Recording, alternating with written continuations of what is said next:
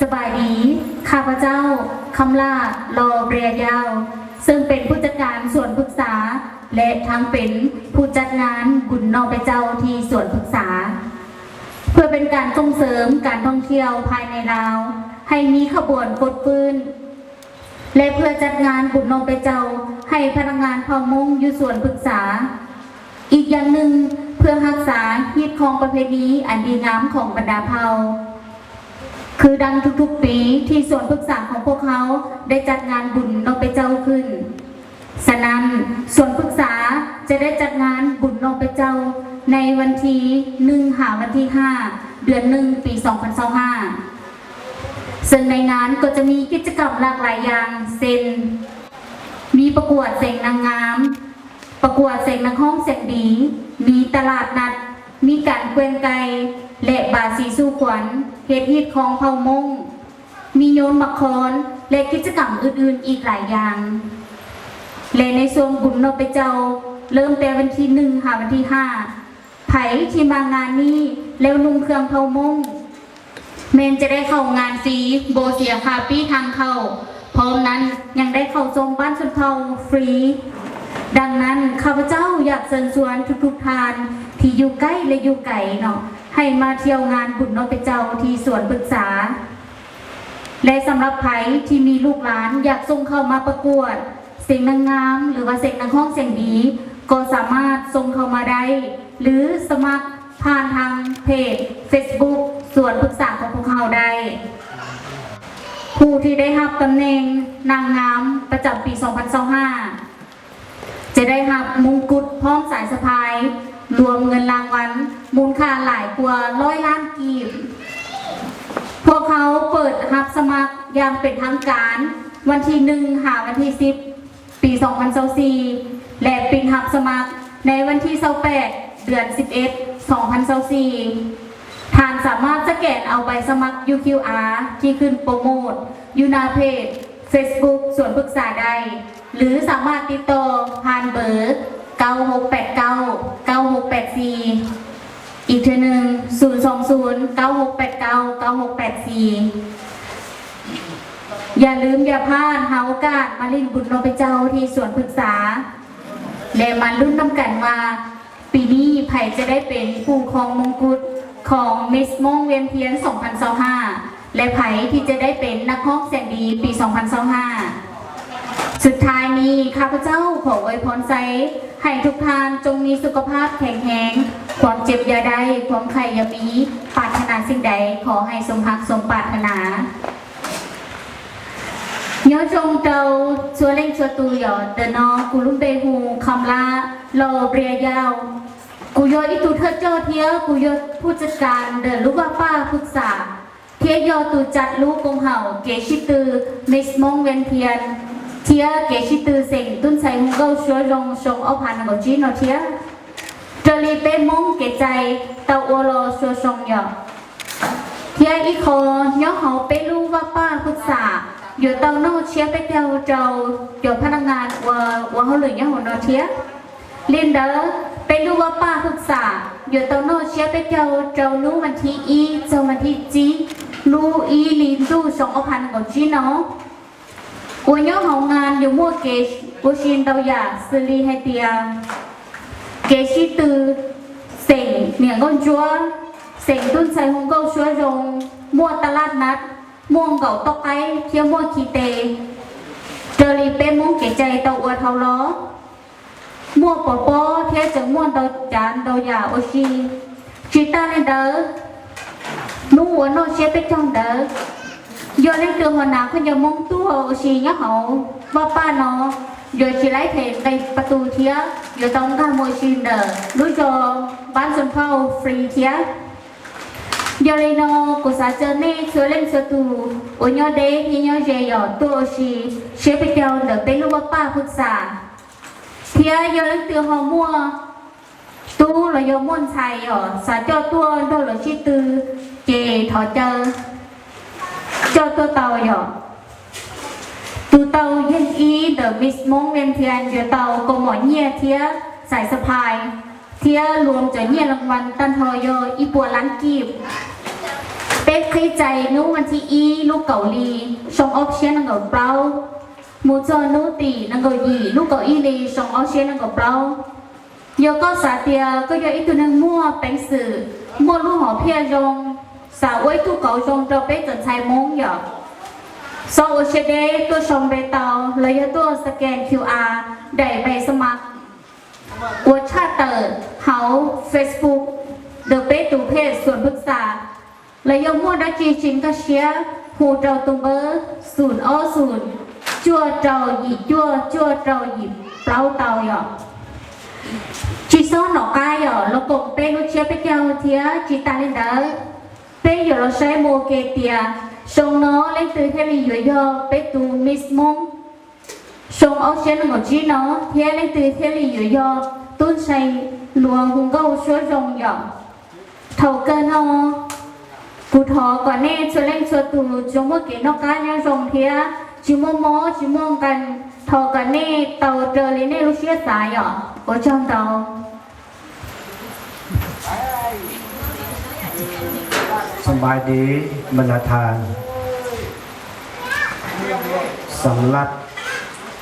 การจัดตั้งบุญกินเชียงณสถานที่ส่วนปรึกษาด้านซีซึ่งขึ้นกับทานประธานภูวงพระวิสิทธิ์เพิ่นจะเป็นผู้ดูแลรับผิดชอบทั้งหมดเกี่ยวกับการบริหารบว่าด้านวิชาเฉพาะความรู้ให้แก่ลูกหลานที่มาฝึกมาแอบบว่าด้านการกินอยู่และอื่นๆทั้งหมดทุกสิ่งทุกอย่างน้องล่าเรามีย่อได้มีการแจ้งการอย่างละเอียดแล้วข้าพเจ้าขอมีคำเน้นว่าณสถานที่นี้อ่านว่าได้ว่าเป็นบอนฝึกอบรมก่อสร้างน้องนุ่งลูกหลาน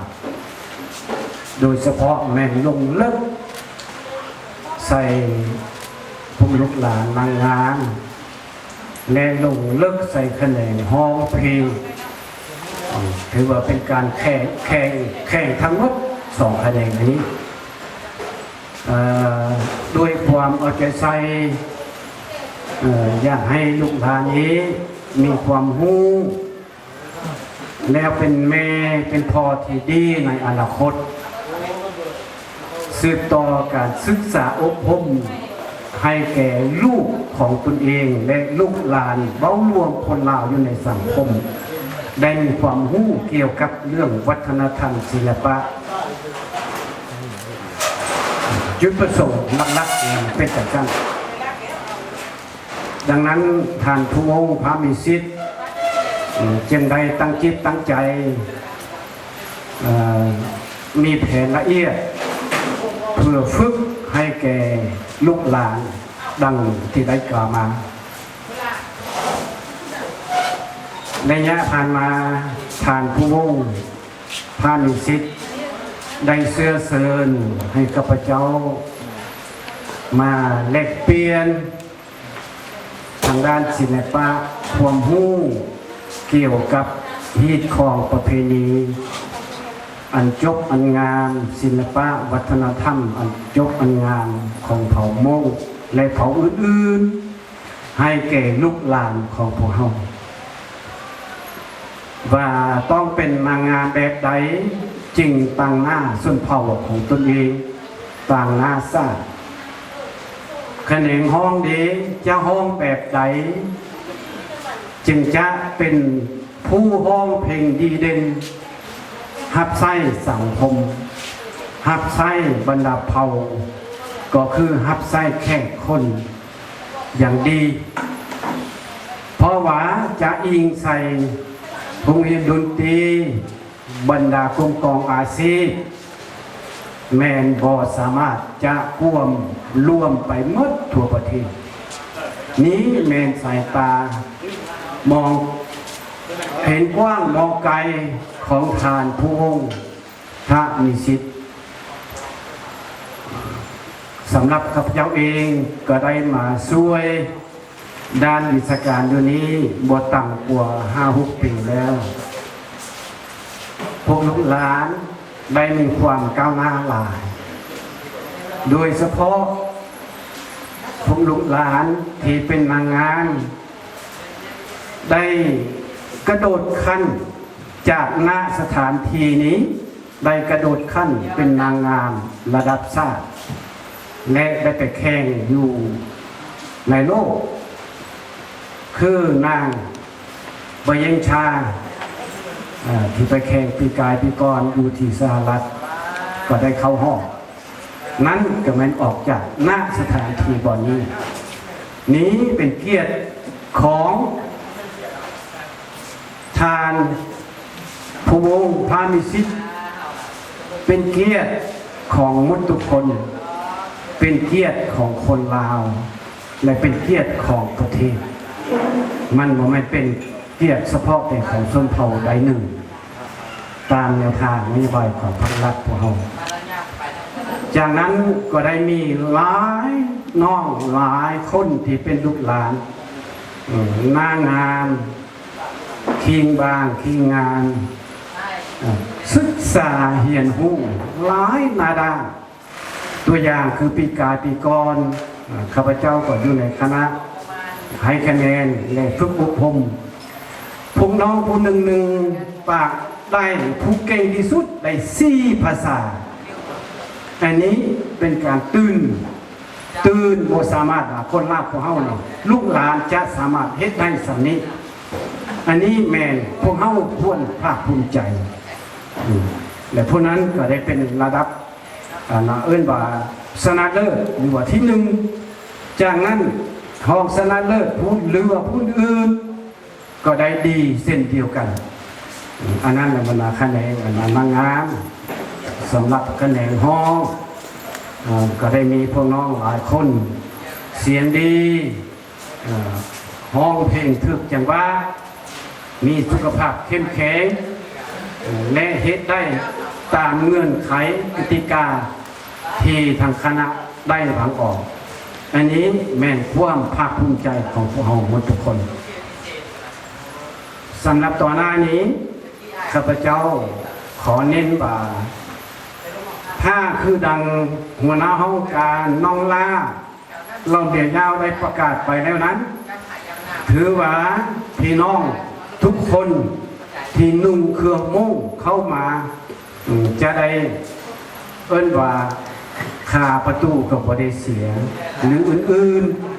ๆอันนี้แม่นดีที่สุดแต่ว่าจะนุ่งเครื่องมุ่งแบบใดจึงว่าถูกต้อง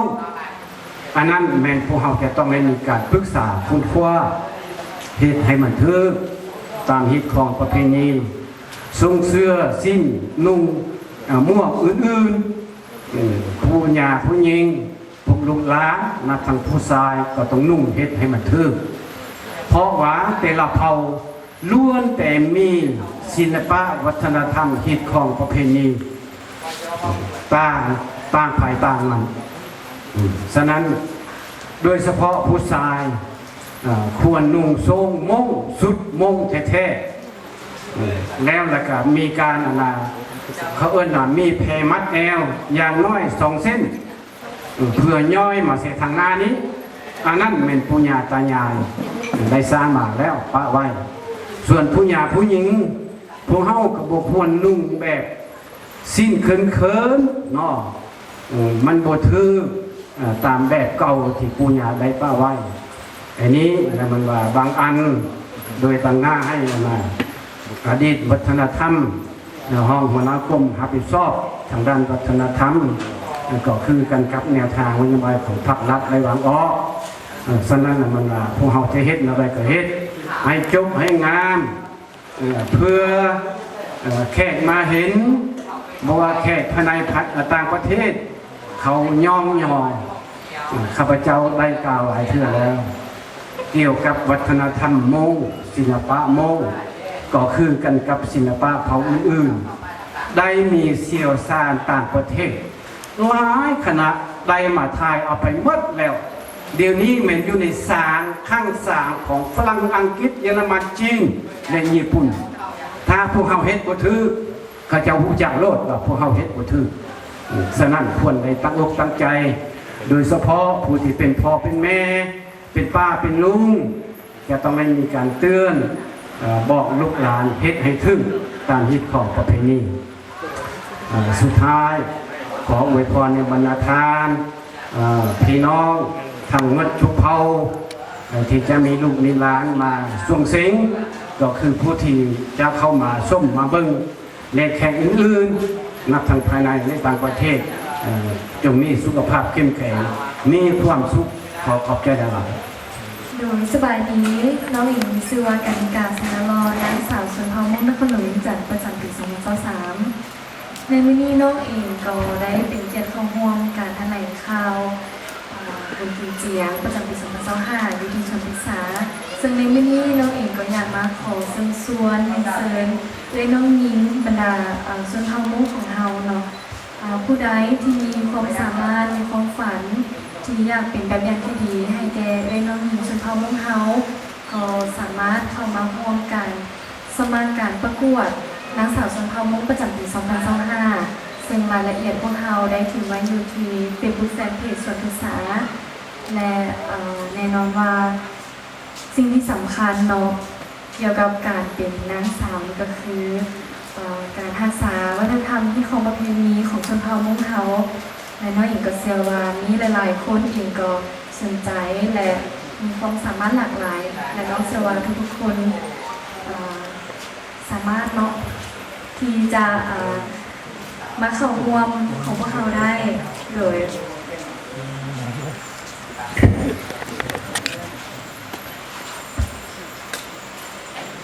เจ้าสบายดีน้องเองคือปายาทรง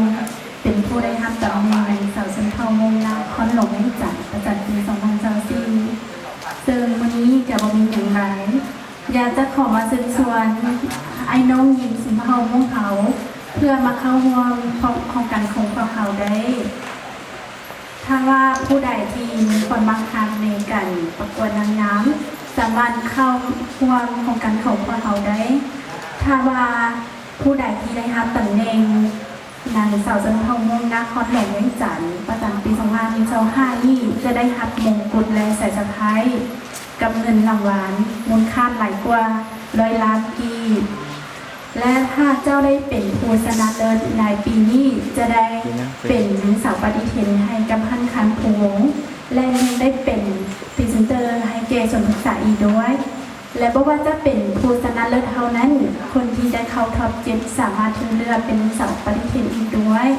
เพราะฉะนั้นวันนี้น้องจึงอยากจะเป็นส่วนบรรดาไอ้น้องยิงของคนพ่อของเขาเพื่อมาเข้าร่วมกิจกรรมของพวกเขาได้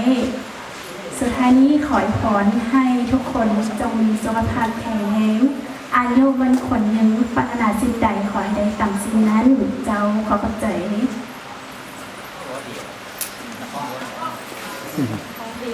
Nhớ trong tại nó của do có nhà nhân sẽ không có sử dụng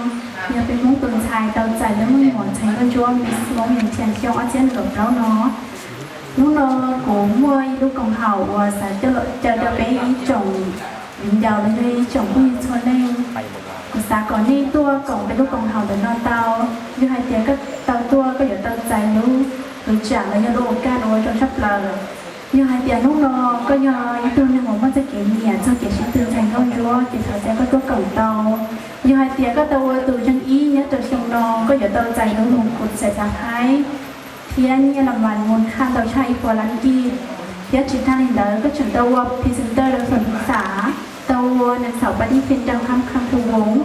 thiết chỉ thang lên đó chỉ hai tàu chân ý xứ xua tàu tàu gà đầu thọp xa lên rồi một ổ cá tàu chạy tàu chắc sải mua bê như hai tiếng lên từ tàu từ chân ý nhé từ trong nó giờ tàu chạy đúng mỏ sẽ con cho mình mong niềm tiền cho trên đầu trí nóลูกมงกุฎใส่ผ้าพายยันวังดาวชายปัวลันกี้เทียชิตาลินดาก็ฉันตัวพินซินเตอร์ดาวฉันศึกษาเทียก็ฉันตัวหนึ่งสาวปฏิทินดาวฮันคำพูวงเทียชิหายตัวฉันอีซื้อดาวยอดดาวทับชาแรงจันดาวสายมัวหนึ่งสาวปฏิทินเทียยันลินดากุเทียสารเจอดาวไปก่อนใช้มงว่าเนื้อท้องปลาหัวเตชานอ giờ thì cô mua lúc xưa nhiều là chúng nó sẽ kiếm bao số sao ở bên mông tuần thành con chúa thì phải cho tôi cầu tàu và cho nó สบายดีข้าพเจ้าสื่อเท่าสิทนารอปายาว นักข้องสิ่งดีประจำส่วนศึกษาประจำปี 2024 วันนี้ข้าพเจ้าก็รู้สึกดีใจเป็นเกียรติยิ่งที่ได้รับเชิญมาในงานแถลงข่าวเพื่อต้อนรับตุกิเจียนของสุนทรโมงประจำปี 2025 ซึ่งวันนี้ข้าพเจ้าก็อยากมาเชิญชวนผู้เพื่อนทุกคนที่มีความรักมากในการร้องเพลงหากว่าท่านมีความสนใจหรือว่ามีศักยภาพ แต่ว่าไม่โมสามแต่ว่ายังบัวมีความกล้าหาญในการเอาความสามารถด้านการร้องเพลงของท่านมาขึ้นทางเวทีนี้เมียนเส้นส่วนทุกท่านเข้ามาลงสมัครประกวดร้องเพลงที่ส่วนศึกษาประจำปี2025ของพวกเขาได้เพราะในงานนี้บ่เพียงแต่เป็นการประกวดร้องเพลงเท่านั้นแต่ยังจะมีอาจารย์ระดับศาสตร์เพิ่นมาฝึกอบรมให้เราในการร้องเพลงรายละเอียดทุกอย่างเมียนอยู่ที่ส่วนศึกษาของพวกเขาฉะนั้นแล้วอีกครั้งหนึ่งข้าพเจ้าในห้องเสียงดีประจำปี 2024 ที่ส่วนศึกษานี้ก็อยากเชิญชวนทุกทางหมู่เพื่อนทุกคนไม่ว่าจะเป็นหญิงชายผู้ใดที่มักฮักในการร้องเพลงเรียนจากขอเชิญทานมาสมัครร้องเพลงที่ส่วนศึกษาของเราได้และละเอียดทุกอย่างแมนทุกคนก็สามารถติดตามได้อยู่ที่ส่วนศึกษาเพจ Facebook เจ้า ฉะนั้นปีนี้ทางทุกๆปีฉะนั้นอยากเชิญชวนเดินทางเที่ยวมาชมงานนอฟิเชียลหรืองานบุญเชียงของพระมงเราในปีนี้ที่ว่าเป็นอลังการสุดๆแต่มีความหมายสำคัญจุดประสงค์หลักของเราอยากปีนี้จะเป็นอีกปี2025นี่เป็นปีท่องเที่ยวแล้วถิ่นเนาะฉะนั้นอยากให้บรรดาทานมาเที่ยวมาชมเนี่ยเราจะเห็นมีหลายอย่างอยู่ในนี้ผ่านมาแล้วที่สุดเนาะฉะนั้นอยากให้ทุกบรรดาทานมวลไปมาเที่ยวมาชมในบุญเนาะที่เจ้าโดยเฉพาะชุดเขาเนาะถ้ามาเที่ยวมาชมแนวพวกเขาไปนุ่งเครื่องพวกนี้เขาจะไปกิ๊กกันเป็นที่เซลฟี่ในเมนที่ไหนมันชิ้นกว่าเพื่อจะดีนะพอเข้าใจ ได้เป็นพรีเซนเตอร์ให้กับส่วนศึกษาและได้ศิลปินให้กับท่านซึ่งเป็นอีกหนึ่งฝันของหลายๆนักสาวเลยซึ่งตัวเองก็เป็นหนึ่งในนั้นที่ได้รับการเลี้ยง